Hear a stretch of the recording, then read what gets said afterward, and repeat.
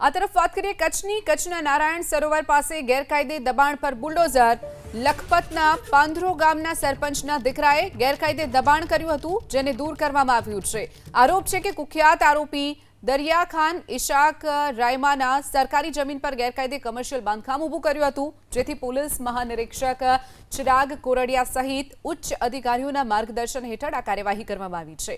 મામલતદારની હાજરીમાં કુલ 35 લાખથી વધુની કિંમતની જમીન ખાલી કરાવાઈ છે। અહીંયા cement block factory, auto garage, service station તેમજ માછલી વેચાણની દુકાનો બનાવી દેવાઈ હતી।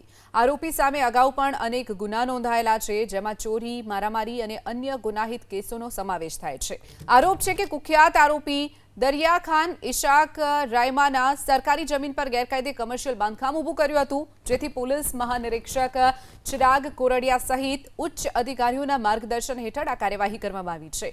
મામલતદારની હાજરીમાં કુલ 35 લાખથી વધુની કિંમતની જમીન ખાલી કરાવાઈ છે। અહીંયા cement block factory, auto garage, service station તેમજ માછલી વેચાણની દુકાનો બનાવી દેવાઈ હતી।